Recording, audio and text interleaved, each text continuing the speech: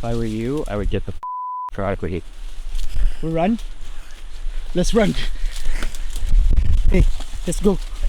There's bees all over. You're surrounded by bees. What do you think? This big. Like the bees we saw a while ago were baby bees. These are bees with a big beak. I got a little scared. Sorry, Ryan. Last year we were trekking in the mountains of southern Palawan when one of our guides asked us if we wanted to taste jungle honey. This got me thinking. Honey with defined origins and where bees have specific sources of food can be an extremely lucrative industry. Just look at Manuka. Bagsan yung ating soap. Okay, let's try this. It got me thinking, could Palawan jungle honey walk that path? And given our natural resources, we must have some pretty special honeys in the Philippines. Where are they?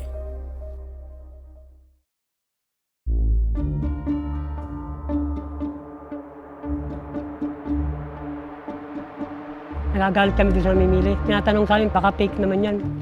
Katwira namin, gusto niyo sumama kayo sa amin. Kasi napakahirap po. Once na pagkakamali mo lang dyan, wala na, buhay ang kapalit dyan. Yan, diretso lang. Taas muna, Bam. Sige, Bam, taas muna, diretso muna. Ay! Ay! This is very sweet. Tradisyon namin to eh. Pangunguha talaga ng honey. Titignan nila, pakahirap. Once na pagkakamali mo lang dyan. All the brands we've tested, more than 85% maybe, are just pure sugar. Native bees and the stingless bees are the bees for the future in New Asia. I wouldn't see honey the same ever again. 85% of all of the honey sold in the Philippines is fake. We have very few documented pre-colonial food references about the Philippines, but in all the books I've read about our history, honey is always mentioned.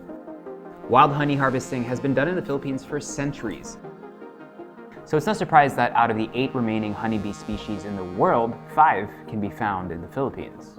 There's a huge price to pay for fake ingredients and produce, not just for the consumers, but also for the producers of the real thing. We'll be looking into the stories of the people whose lives revolve around honey. We'll be talking to experts about the benefits of honey and bees in general and the process of authenticating it. And ultimately, we are trying to understand if this long-standing tradition could benefit the Philippines ecologically and economically.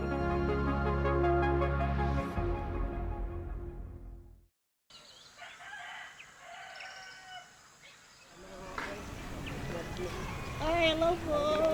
Magandang umaga. Magandang umaga po sa inyo lahat. Oo, doon sa pagsakan nga nun. Ako nilalagdat. Nilibis lang na yun. Pero yung ganda sa bukid, Hindi na. Wala mo nagtatak-magtatado sa dito.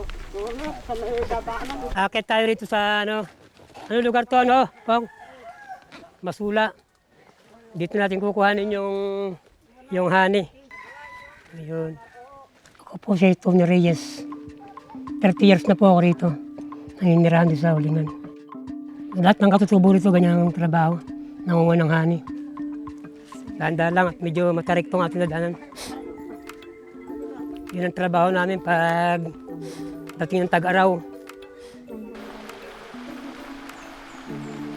Kasi noong araw, ang isang bottle na honey, ano lang siya, 25 pesos. Pag nakakuha ng 4 yun, tuntua namin yun. Kasi yung mga magulang ko, yan din talagang trabaho ng araw. Nangunguha ng mga honey. Ngayon, salin-salin sa namin, kultura namin yun eh. Dito kami maasa, lahat kami mga katutubo. Mahirap, pero titiisin para sa pamilya. Yung ibang mga kasamahan po namin, na hindi marunong kumuha ng honey, papasok sa sa kumpanya, kuminsan sa mga construction.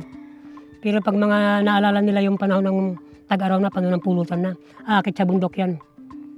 Iniiwan nila yung trabaho. Parang dyan talaga ang gusto, hilig nila. Parang kinakati sila sa bayan, gusto nila sa bundok talaga. So, hinahanap-hanap talaga ng katawan namin. To appreciate the process of harvesting Bataan wild honey firsthand, one of the best restaurants in the Philippines, Toyo Eatery's pastry chef Bettina Tanedo joined Tony and the other harvesters for the first time. So when I first met Tony, which was this morning, I was just excited to see his process behind harvesting the honey that I've been using recently. Ahas. Yan, medyo daan tayo sa medyo kabatuan lang. Dahan-dahan lang ito. Basta lalakayin nyo ng hakbang dyan. Matarik yan. Pakiakayan mo lang sila dyan. Madulas yung bato. Dito po. Ito po, yan. Thank you. Yan. Thank you. Yan. So ito po yung season talaga. Marami nang laman yung pulot yun. Kaya, kumbaga, marami nang nakukuha ng kwan. Masarap po yung honey. Sobrang floral. So actually in Toyo, we would never purchase fake honey. We really value knowing where we get our honey and who the farmers are when we're supporting.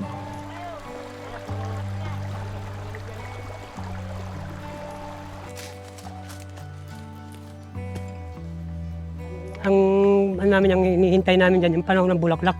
Kaya sinasamantala namin pag maraming bulaklak. Natutuwa kami kasi marami kami makukuha ang honey. Siguro yung mga magulang namin makatutubo ng araw. Matutubo namin ng araw. Parang pasa-pasa. Parang pasa-pasa. Saka hindi mawala sa amin ito, tradisyon namin ito. Uy. Ito naman yung yung abit. Yung ginagawa namin panali.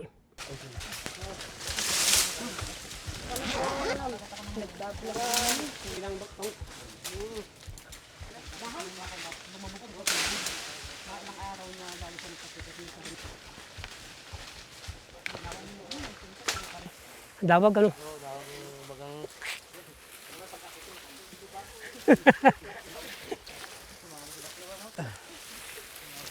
Sumabit. Ayun na pala tandaan namin na... Malapit na yung honey natin. Pagpatag natin dyan, yan. Yan lang. Minsan nagpaparty-party kami ng, kung halimbawa lima kami, pumaparty kami ng bauto sa amin, mga 20 bottle. Ang halaga po ng isang bottle ng honey ay 300 po. Binibenta po namin sa bayan yun. Basta yung kumita kami ng kulang 1,000 o may 1,000, masaya na kami yun. Oo, conforme siya magkakasama. Pagkain namin sa namin yun. Bibili Pamilya namin namin. ng bigas. Kahit ko lang nakikita yun.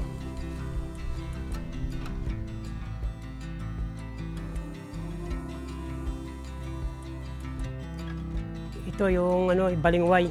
Tawag namin ito balingway. Titila din ng ganyan yan, tapos kakayasan kasi matinik yung pinakagilid niya na yun. Kasi matalim niya na yun. Yung tatali namin sa puno yan. Lalagyan namin ng kahoy na ganyan para diyan kami dadaan. Ayun yung dawaan na yun na kulay puti. Yung dalawa na yun nagsabak na yun. Tamo, kung titignan nyo, wala siyang kasanga-sanga. Kaya gagawa namin siya ng paraan kung paano namin sila makuha. Ayun na pala, kitang-kita na pala yung yung honey. Ayun, ang laki. Nung nakita namin, medyo maliit pa yan, mga 1 buwan pa siguro, ganito lang kalaki. Ayun, lumaki na yun. Mga kulang 2 buwan na yan. Kasi yung pinakadulo niya, isang to, andito siya nakalagay yung honey. Pag malaki na itong pinakaganto niya, tawag namin din ulo. Pag lumaki na siyang ganun, ibig sabihin niya marami na siyang lamang pulot. Ito naman yung gagawin namin pampausok. Tawag namin banuot. Bibiyak-biyakin dito yan. Tapos tatalian namin ng ganito, bibigkisin namin yan. Tapos yung labas niya, lalagyan namin dahon, mga gantong style dahon. Para pag sinindihan mo rito, may lalabas na usok doon. Yun yung pampaalis sa kanya para umalis yung bee.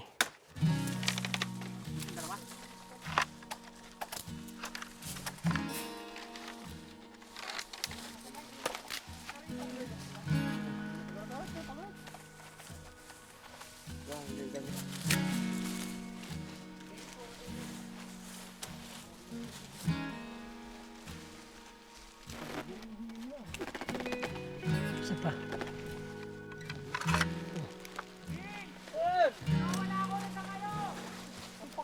Dito sisindihan yan. Yan.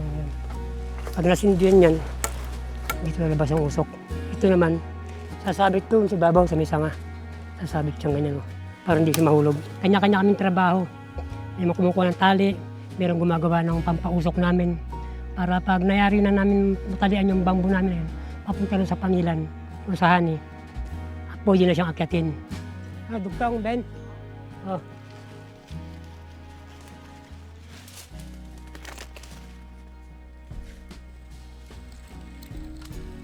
Depende po pag mataas pong ganyan, naabot po siguro ng mga yan, 2 oras, mahigit pa. Pag marami kayo, mabilis lang, pero pag kakaunti, 2 lang kayo, mahirap ang kumawa kasi sa pagkuha lang ng materialis, mahirap ka na eh. Alam niyo ba sa isang kasama namin mangungari ng may nabulag din.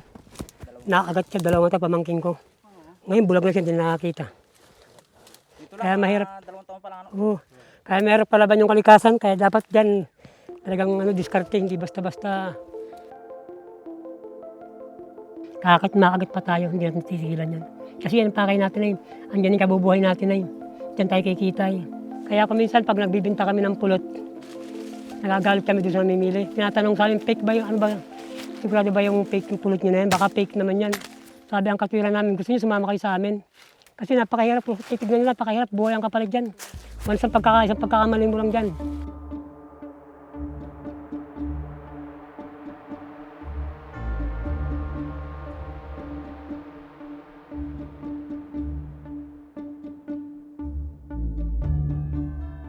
Tapos isang kasama namin, sisindihan naman yung pinapausok namin para daldala niya doon papunta sa mismong hani.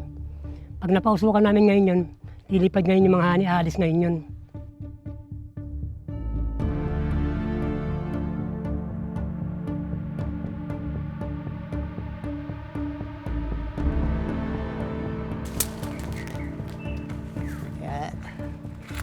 Ay, yung lubid natin. Ay, lubid, oh. Tignan ng apoy. Safety ka na maayos, mabigat to. Kung maaari may sandal dito sa ngayon.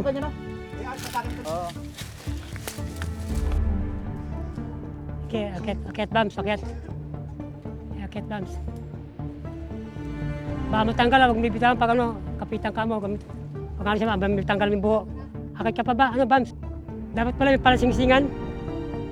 Para sinut natin niya, para di mapalag. Yan, diretso lang. Taas muna, Bams. Sige, Bams, taas muna, diretso muna. Diretso lang muna. Ayan, hindi bali sumandal dyan, okay lang yun. Ayan, pasandal mo siya, pasandal. Yan. Sige, yan. Sige, diretso. Matras, doon ako sa labora. Yan, sige, yan, diretso lang yan. Tulak mo na lang. Oo, dyan. Hindi, sasabit mo dyan.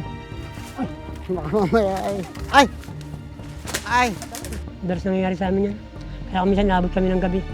Yung pagkakamali, tutuwid ng para matuto.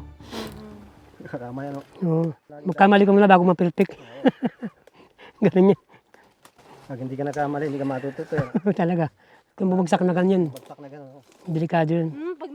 So, ini-expect nyo na talaga na may ganun? Kaya nga sabi ko, matalim yan, matalim yung buho na yan. Eh, huwag naman sana mangyari, tumama sa katawan natin yan, baon yun. Ayan yung isang banuot na yan o yung pampausok. Yan, ginagawa namin protection para halimbawa, yung mga honeybee wari na bulabog, hindi siya agad pupuntahan kasi mayroon siyang protection na usok. Itali mo sa idubid. Sige.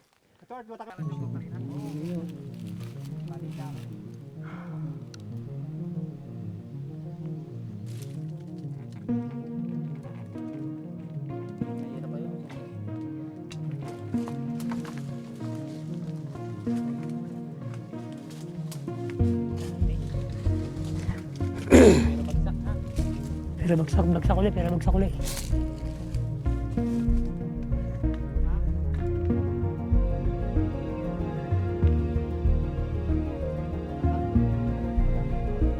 Oh, may siya naman.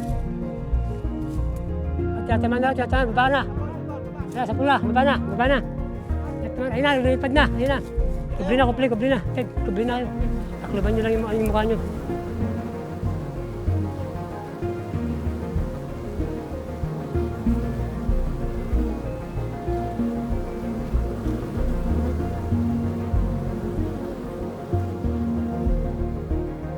Pag-akyat niya, tuhod, paa niya, kamay, lahat lumalaban dyan. Dahil suporta lahat yan, bigat yan. Talagang hinihigpitan niya yung hawak niya. Hindi basta-basta ang pag-akyat. Minsan kasi pinupulikat yung mga ganito namin. Mga tuhod namin, pinupulikat yan. Kaya dapat sinasamahan mo rin ng kamay. Braso. Yan ang mga yan, tinasali na. Babatakin ngayon yan, papunta si Babaw. Batak!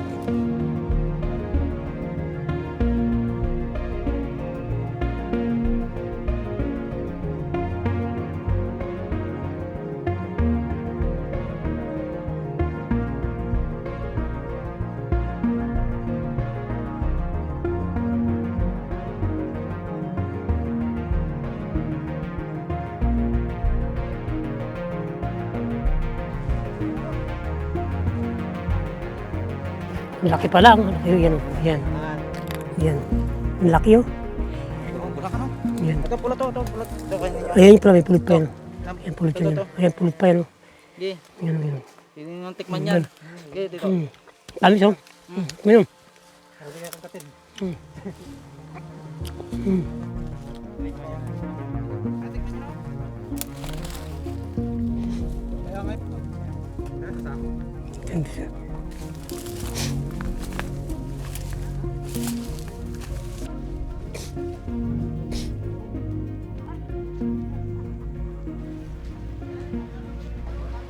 Yung mga anak niyo po may interest din. Wala na po sa ngayon.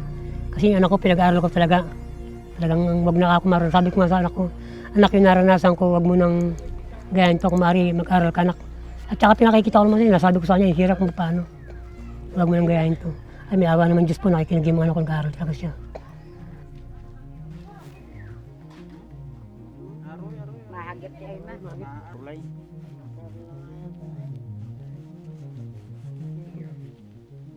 Ito po yung yung umok, yung babies nung mga bubuyog. Ito yung ginagawa naming ulam kapag kagagaling namin sa bundok, nag-harvest kami ng honey. Pinakamabilis gawing ulam, itong ginagawa naming ulam. Wala na kaming ibang halo, asin lang, tsaka mangga. Tatanggalin nyo lang itong pinakaganto para mabilis siyang itaktak. Ito, tatanggalin nyo itong pinakatakip niya. Kasi pagka natanggal nyo to, tuloy-tuloy na siyang itaktak. Luya, ayan, luluto rin naman sa luya. Kung anong available na sa gubat, sangkap sa gubat. Pag sa bundok kasi, dala lang namin asin, tsaka posporo. May mga paniniwala yung matatanda nung araw, nung mga ninuno namin. Nakakalakas daw ng katawan tong nito, pagkain ng umok. Kaya, yun yung nakasanayan namin kainin.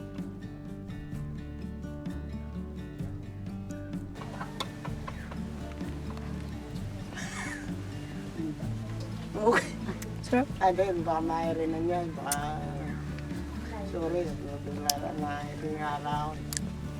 Parang itlog. Ito. Egg whites, honey. Hindi talagang ganun para maano kayo. Ano yung katawan nyo. Kasang cereal na natunaw.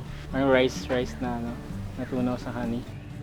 Overall, it was such a surreal and shocking experience, seeing how dangerous it is to harvest honey, but it also provides myself awareness on how to use the ingredient.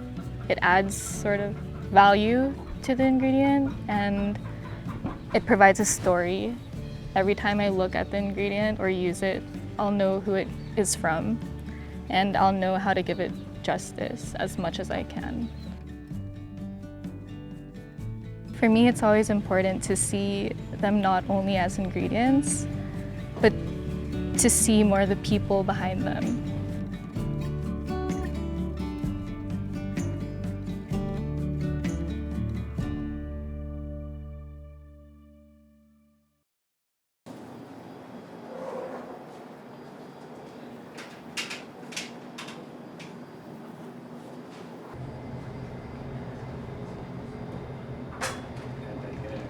So right now, I'm just weighing the honey that we need.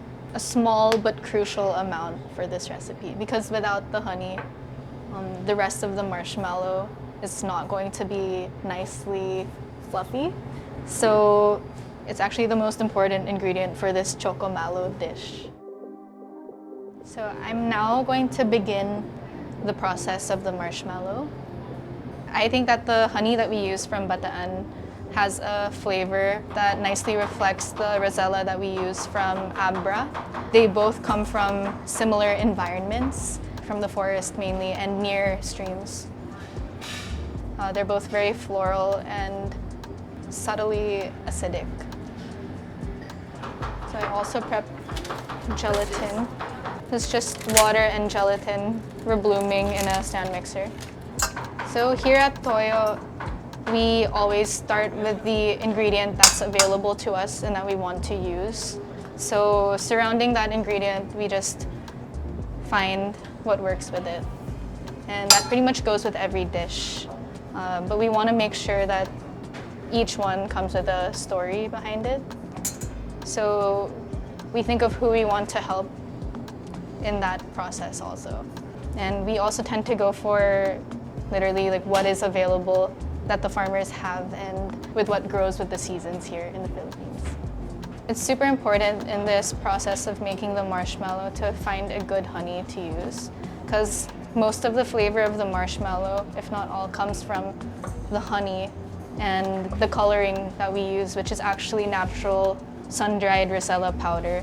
And when the marshmallow is done, it tastes both like the honey and the Rosella at the same time.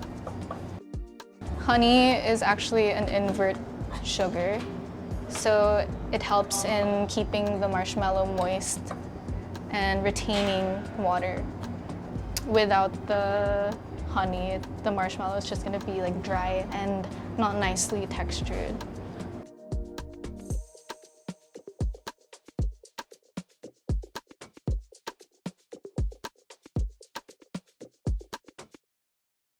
We're making the cute cocktail for Toyo Eatery. We're going to be using the Palawan honey. Main reasons why we're using this is because it's got certain layers of flavor. It's very complex and then lifts all the coffee and then caramel notes in this cocktail. So the pollination of the honey is from citrus flowers. So we're somewhat thinking of herbaceous, floral, and then citrus undertones. So it's going to add certain layers of flavors to this cocktail. So for our next beverage, this is a non-alcoholic beverage. We call this one High Mountain Iced Tea. So this is Toyo Eatery's house blend iced tea. So in here, the main components are High Mountain Sagada tea leaves, and then we're also using turbinado sugar, local lemons from Tublay, and honey from Palawan. Mm-hmm. So actually after the trip, I felt that I wouldn't see honey the same ever again. After seeing such a strenuous and physically taxing and long process behind an everyday item like honey, I knew that from there I could never see honey as just a pantry item. It was much more. There was like a story behind it, and I'm really grateful for that experience of just witnessing how it's harvested wild. Honey, just like salt, doesn't taste the same. Depending on where it's from, the species, and how it's harvested, the flavors will vary. I'm buying a couple of bottles from different sellers online, some from more popular brands, some available from the grocery, from the local public market, and small honey sellers. So how do I know if any of them are actually real? Well, the Department of Science and Technology, Philippine Nuclear Research Institute, or DOST-PNRI, led by Dr. Angel Bautista, conducts studies in the peaceful uses of nuclear energy, which amazingly includes food. In 2020, Doc Angel's team published the results of their research of authenticity testing and fingerprinting of Philippine honey using stable isotope analysis. And their findings are as shocking as they are worrying. So this will take 2 weeks, but I'm really excited to see how the results will come out. Are any of these actually real? Who knows?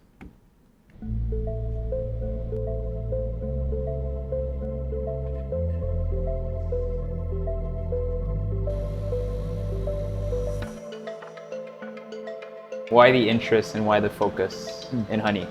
All right, so it started with the technique because we're in the Philippine Nuclear Research Institute and we're using this isotope technique. And it just so happens that this isotope technique has large applications for food authenticity and traceability. Very cool. So honey is just one thing, but we're also using it, for example, to authenticate mangoes. Through this process, you can identify whether this species specific. Yeah, species specific, also geographically specific. Very where cool. it came from. Okay. Which is super important for like geographical indication for ingredients. Yes, perfect. Yes. Okay, so honey is the first project. One of the first. Yeah, Okay. one of the first projects, and then it has expanded since. Very cool. So yung honey authenticity testing na ginagawa dito sa PNRI, internationally ang tawag sa kanya ay AOAC method 998.12. Isa siyang, yun yung code niya, so internationally accepted siya.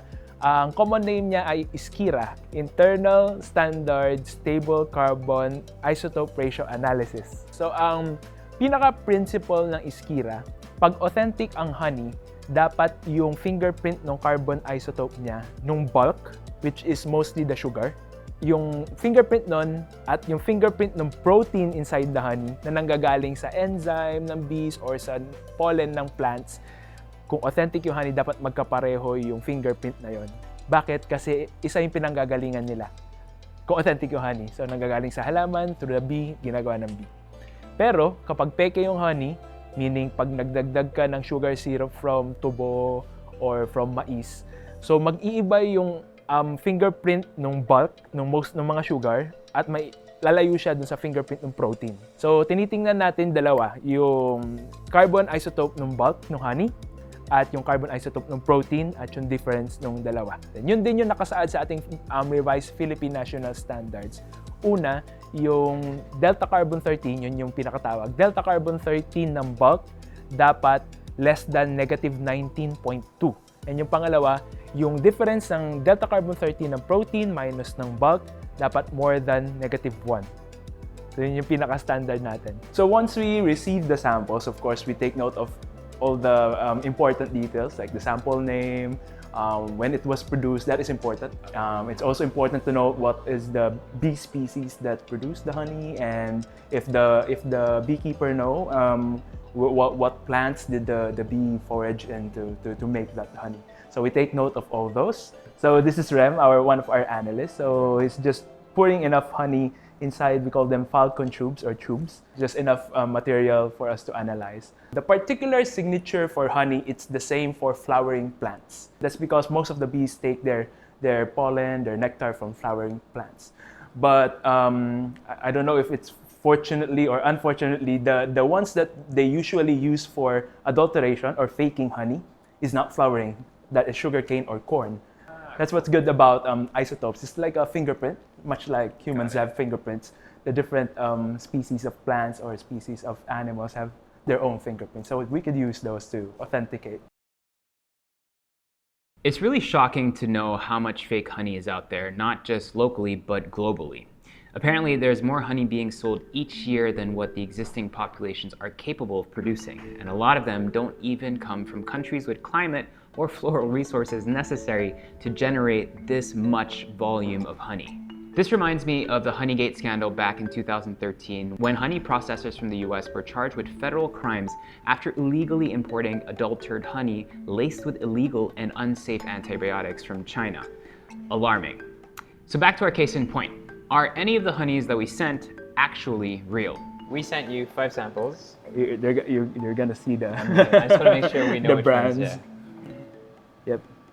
So here are the and samples. we were very unbiased when we bought these. I see. All right. We wanted to buy them from sources that we knew were either reputable, which is some of the brands here, and then 2 were commonly found in supermarkets. I see. Major supermarkets was a key for us. Lazada was important, and Shopee.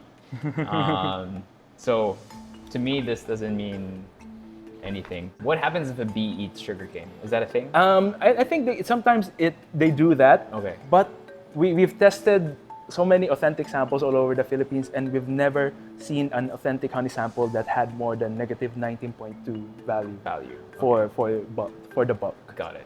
So as you can see, So that's this one way above. fail for Yep. everyone? Okay. All measurements have uncertainties. The uncertainty we're looking at is only 0.2. Our measurement, it can only be wrong by at about 0.1 or 0.2. So this is really far. These values are really far. Is this 100% guarantee, or is it like 99.9%, or what do you? All the brands we've tested that are fake, more than 85% maybe, are just pure sugar. Yeah. Or Pure- corn syrup. Yeah, or corn syrup. And corn syrup is terrible for Yep. you. There's a lot Wow. of that's what I'm seeing And I so mean, far. honey benefits from this image of being Healthy. a nutritional superfood, or it's definitely. it's healthy, and then all of a Yes. sudden you're telling me if 80% of it is corn syrup, Right. and you're giving this to your kids, Yeah. that's terrible. Okay. So some people, they're eating it for example, they're diabetic. So honey is known for its anti-diabetic properties. Yeah. And then if they're not knowing it, they're just eating You're, pure sugar you're syrup. injecting more diabetes Yes. into the population. So you're getting the opposite effect. Right. So if you do find things that are sold as honey that are not honey, do you guys then go to, I don't know, the PNP? I don't know. Do you go to some government body Yes. and flag them? Yes. Yeah. So what we do, so we are a research institute, Yeah. so we don't have the mandate or the authority to Correct. police. Yeah. So what we do is that everything that we discover, all the brands, all the details, we send them particularly to two agencies that we think that have the mandate. One is FDA, Yeah, Food and Drug of course. Administration, and the other is Department of Agriculture, particularly the Bureau of Animal Industry, I think. Gumagawa din kami ng mas madaling mga methods pa kasi yung Iskira method, though gold standard siya, medyo magasto siya or matagal kasi komplikado talaga yung proseso. So ngayon, gumagawa kami ng mga portable or handheld method, mas mura, mas mabilis, para masabi natin kung authentic ba yung honey or hindi. Malaking bagay din na parang naging citizen science na rin siya, na-educate yung mga tao tungkol dito sa isotope method na nga na ito. Nung pinapadala namin yung mga resulta sa kanila, meron kasamang guide kung paano basahin yung certificate. Tapos sila mismo natututo. Tapos sila mismo parang nagpupulisan na sila na, oy, authentic yun sa'yo, o hindi pala authentic yun sa'yo. Because of the lack of oversight and testing, you can imagine anyone can create or sell honey from home or in bulk. It's quite dangerous, really. With all of our honey samples turning out to be fake, I asked Doc Angel to recommend someone whose honey had passed their authentication test. He pointed us to Alexis de la Cuesta, the urban beekeeper behind Honia, a startup that sells honey and other products, all harvested by Alex himself. When the pandemic hit, he received an answered prayer, the birth of his daughter, Deborah Nia. Later, him and his wife found out that Deborah means bee in Hebrew, inspiring them to plan a bee-themed first birthday party for their little one. One thing led to another, and before he knew it, Alex was immersed and obsessed with urban beekeeping and honey harvesting. Since setting up 2 bee colonies on his rooftop in 2019, Alex has expanded his honey harvesting on 2 locations, one at a rented space in an orphanage near his home, and another at the 5-star luxury hotel Raffles in Makati. More recently, him and his family have relocated to Davao City to establish a bee farm there. Yung work ko, I've been an auditor for over 20 years, and I investigate a lot of fraud cases. So very stressful, puro numero na sa utak ko all throughout the week. And pag weekend, I'm in an entirely different world kasi the bees calm me down and wala, nakaka-amaze lang. Yung pinapanood mo lang sila, naririnig mo yung buzz. We never imagined going into beekeeping. Gusto kong mag-try ng beekeeping kasi nga na-amaze ako dun sa possibility ng honey production. So what we first need to do is to smoke the hives to calm down the bees. So the bees, when they smell the smoke, ang ano nila, may sunog. Anuhin natin yung mga honey. Ayan, so they go down and it will be easier for you to pull out the frames. Ayan.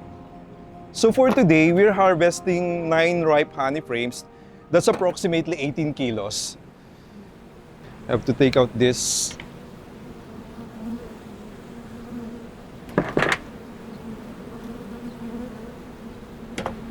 In one box, there are 10 frames. We call them honey frames. So I have to pull out each of the frames. Yeah.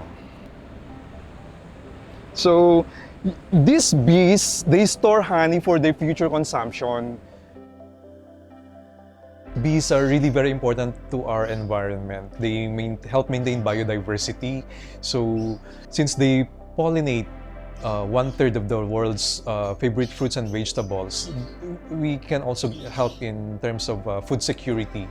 And if I may tell, when the Typhoon Yolanda struck in Tacloban and Leyte in 2013, the forests were wiped out, the vegetation were gone. So the first thing that the government did, they brought in stingless bees to spark life again. It did well to the ecosystem. Tsaka sa urban kasi walang heavy use of pesticides. That's why maganda yung quality ng honey. Premium honey comes from 3 main sources, acacia, nara, and sunflowers. So when I look for a location, I make sure na marami siyang acacia or nara or both. Yung honey talaga, the taste, texture, and color depends on the main nectar source. So every harvest, iba-ibang kulay, iba-ibang lasa. So how do we distinguish it? Usually yung mga fake honey, arnibal lang siya eh. So malalasahan mo yung sugar or yung iba, pinipigaan nila ng calamansi or lemon. Yun kasing nectar ng calamansi, hindi naman siya lasang calamansi eh. Pero yung mga consumers, because mura siya, tapos akala nila, uy, lasang calamansi, pure to. Pero in reality, pinigaan lang yun ng calamansi and it's sugar syrup. Curious about how honey is harvested in a hotel setting, I asked Alex if I could tag along. But is this your first time to look inside what's a hive like this? Yes. Yeah, okay. Right. For them to ripen the honey, for the eggs to be incubated and hatch. So it's better under the sun. And then these bees, they can fly 3-kilometer radius. And they do. And they do. So they can reach Forbes Park, which is lined up with Nara, Acacia, San Lorenzo Village, Ayala, and Makati Avenue. So these are the richest bees in the Yes. Philippines. So far, as far as I know, they're the only 5-star hotel who's been keeping bees. So in terms of output, one of these will produce how many If it's a good year, it can be up to 30 kilos per colony. per year? Per year. Okay. And that's only during, oh, that's the queen. It's, Oh, whoa. I mean, There. it's the longest in the colony. All the rest are worker bees, which are female. So it's women empowerment.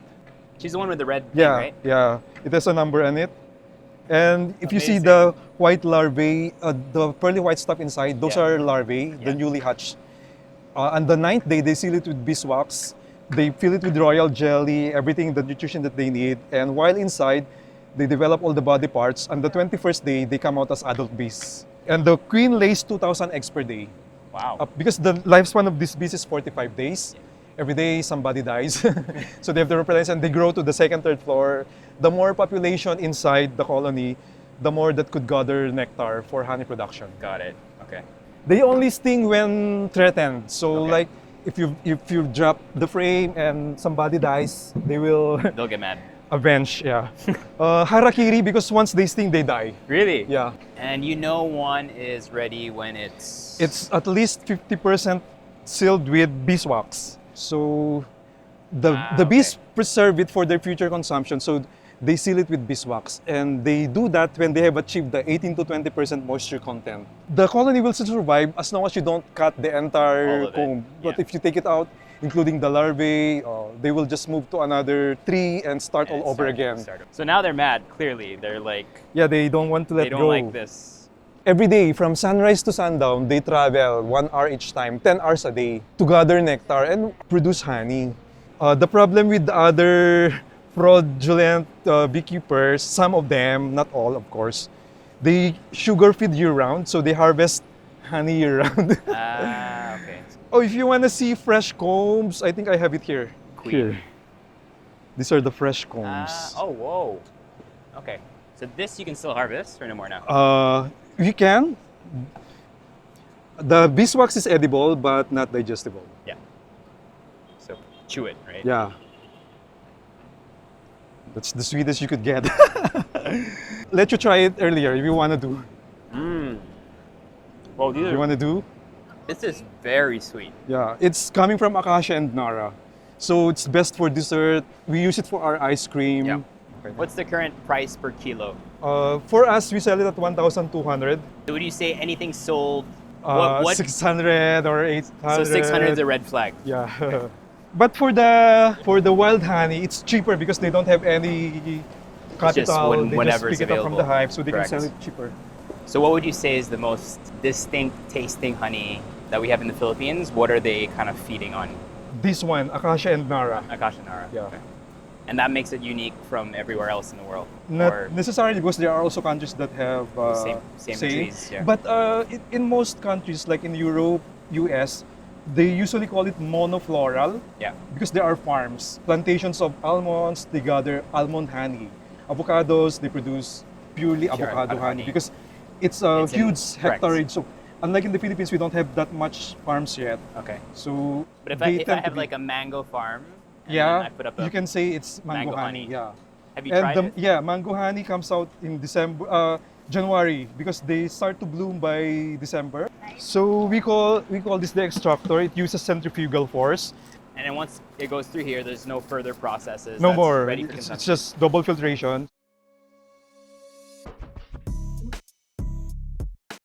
I'm going to do right now a honey-infused white chocolate ganache with tea-infused honey jelly. The honey helps the ganache to lengthen its shelf life, number one. And number two, it adds an additional flavor. Number three, it contributes to the consistency of the ganache. And of course, the health benefits of using a real and authentic honey. It really melts, melt in the mouth consistency. So our brand, Raffles and Fairmont, and even our corporation, Accor, so we have an extreme focus on sustainability. We have already actually sourced bees from Baguio. Okay. So the bees, the queen bee was from Baguio, and of course the beekeeper was also sourced from there. But it presented logistical disadvantages because it's not practical to ship, to have the beekeeper travel every week to check the bee farms. That's why we look for someone, a local beekeeper, and we are of course fortunate to find Mr. Alexis de la Cuesta.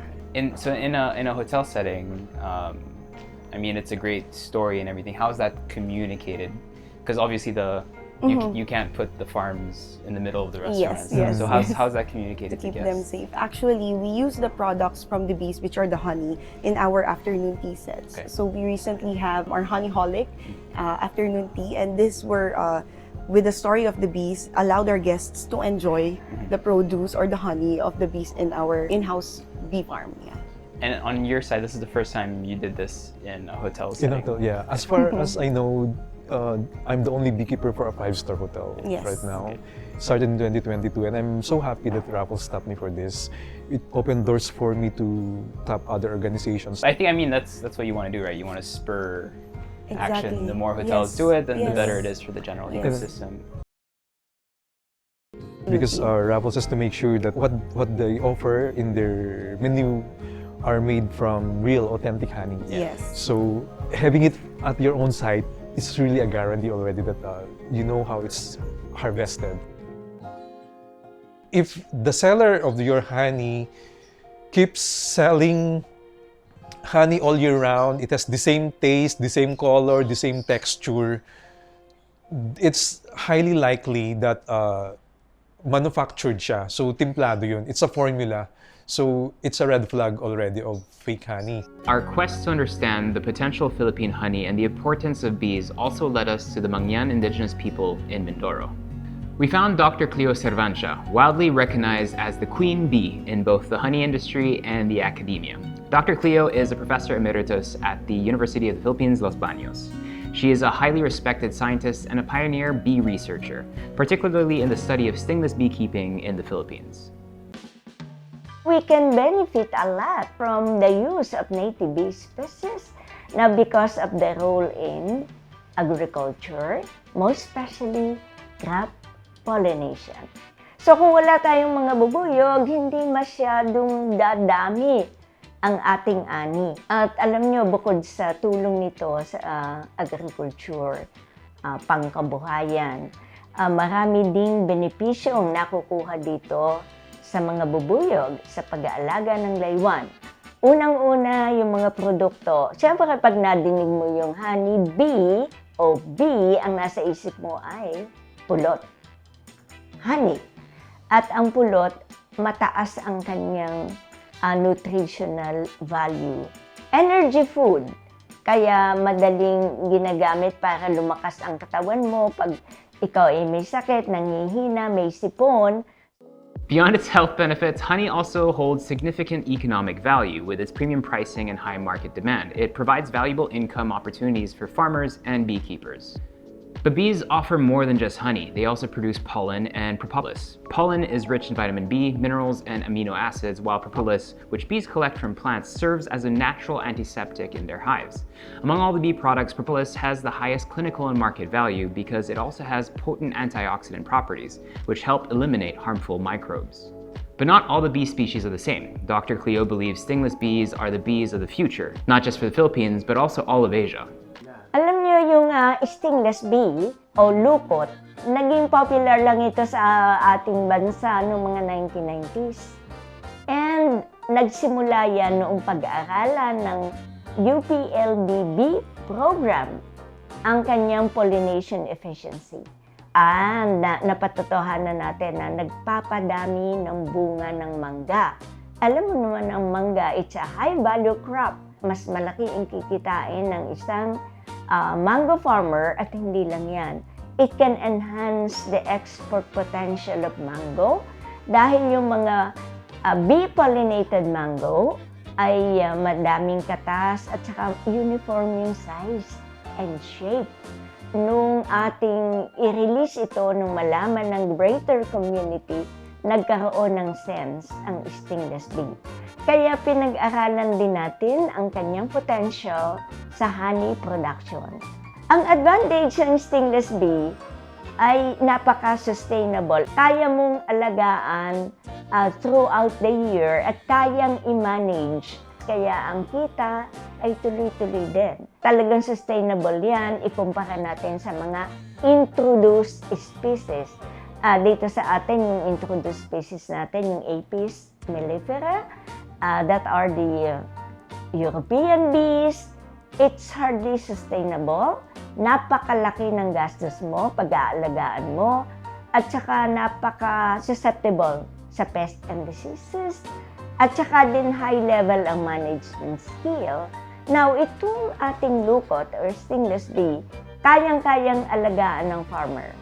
At saka talagang napaka-efficient na pollinator. For more than 5 decades, Dr. Cleo has dedicated her career not only to research, but also to educating and empowering communities.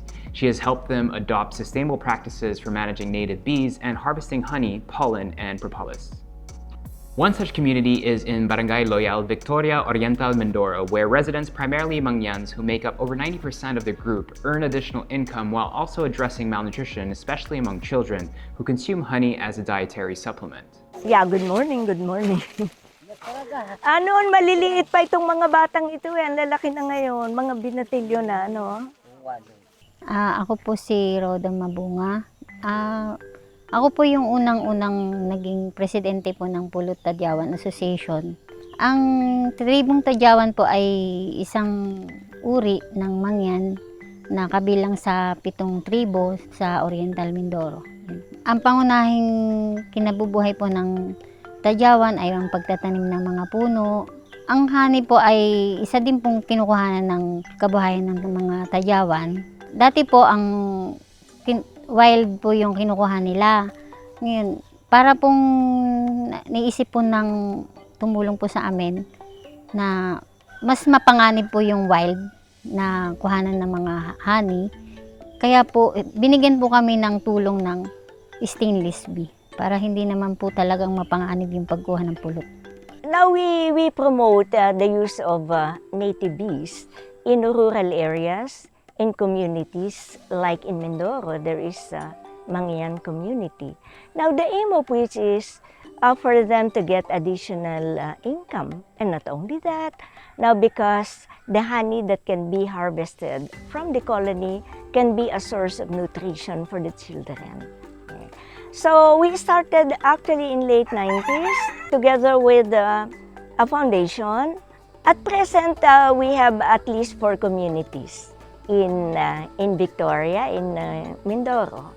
And then the colony expanded tremendously, and you should see the amount of harvest, the amount of honey that they have. So, bumalik kami dito para tingnan uli kung anong nangyayari. At natutuwa nga kami, di ba, nung huli tayong pumunta, buhay naman yung mga colony, tapos andito naman tayong lahat. Kaya sana mapatuloy pa natin ito at saka siyempre lalong papadamihin. Ay naku, tamang-tama, di ba yung ating lukot, pollinator ng lansones? Ano pang mga fruits ang favorite ng mga bata? Ano? Rambutan, bayabas, mangga. Sinong may gusto ng mangga? Taas ang kamay. Pag wala itong ating mga bubuyog, itong mga lukot, wala yung mga prutas na yon dahil sa pollination. And then we help them, and actually it's a long process. We monitored all these communities and continuously, we call this actually retooling. Masyado ng luma, so parang bulok-bulok na. Kailangan na natin siyang ilipat para ma-save natin yung colonies. So ngayon, nandito yung ating mga dinonate na boxes. So una, kailangan nating buklatin per colony. So ito, isang colony yan, kailangan natin ilipat sa isang standard hive ulit. So nakita nyo, inanay siya, inanay.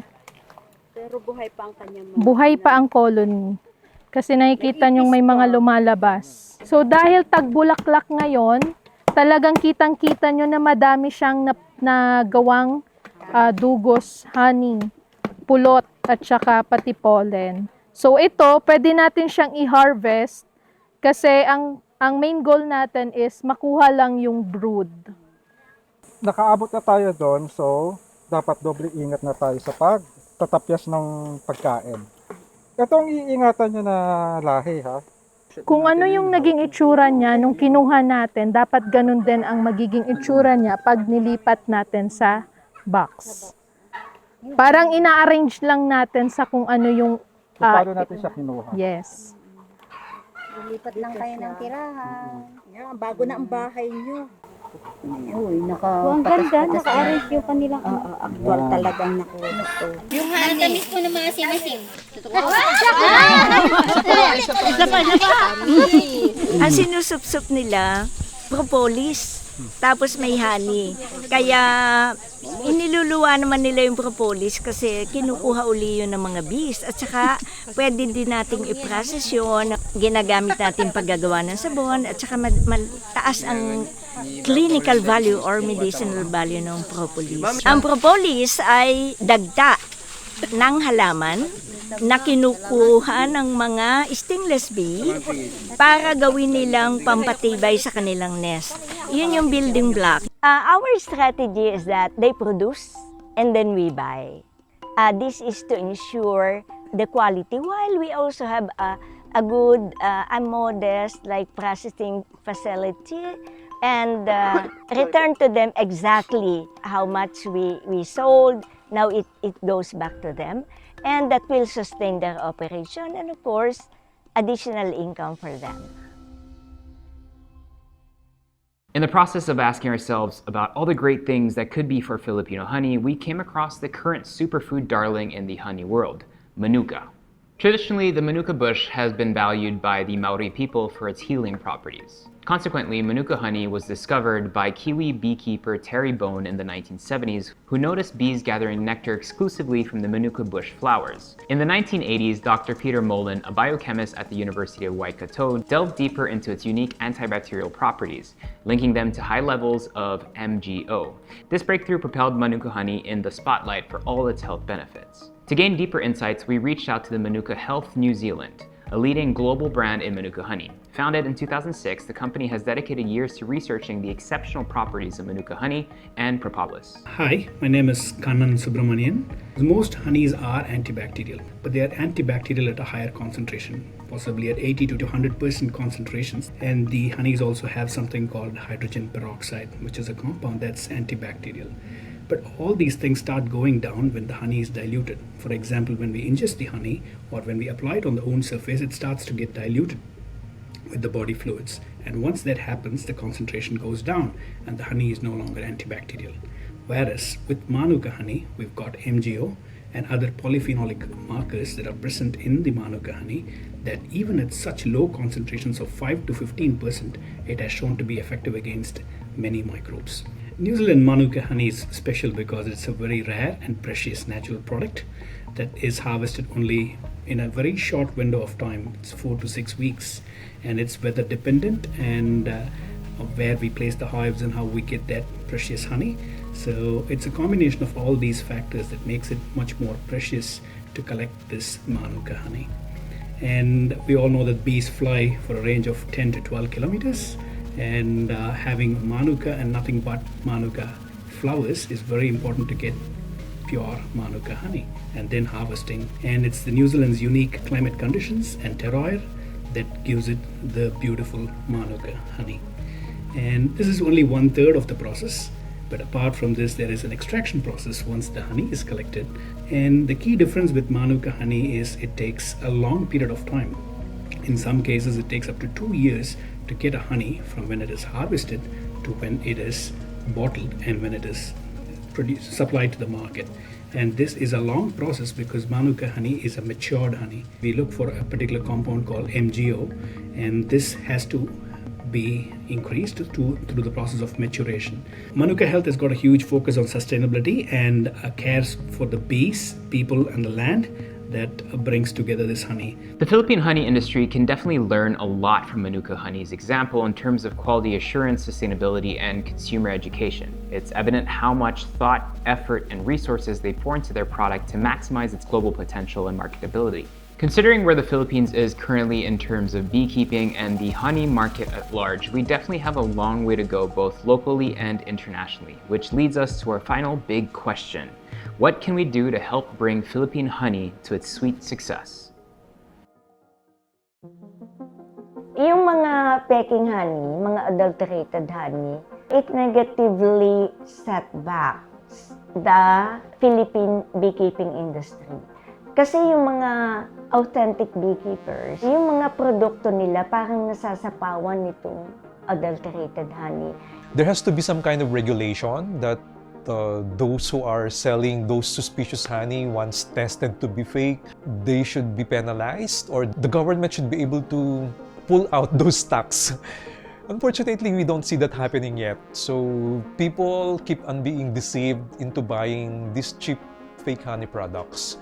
Nakikita naman din ng gobyerno and specifically yung Department of Agriculture, yun lang research because siya ang nagpopondo sa ating mga pananaliksik. Kaya din nakadevelop actually tayo ng mga technology for stingless bee for pollination, production of products, ay dahil sa suporta ng DA-BAR. Sa kasalukuyan kasi ito ay nakakabit lamang doon sa livestock. So how we wish that bees will be considered as a separate commodity. It should have its own niche in the agenda of the Department of Agriculture. So this is one way of making progress and to advance beekeeping in the Philippines. When we unwittingly buy fake honey, we fail to protect the legitimate beekeepers and honey gatherers like Tony, Alex, and the honey farmers in Mindoro who put in their heart and resources and undergo serious risks to harvest real honey. We also fail to protect consumers who rely on real honey as a health-conscious sweetener.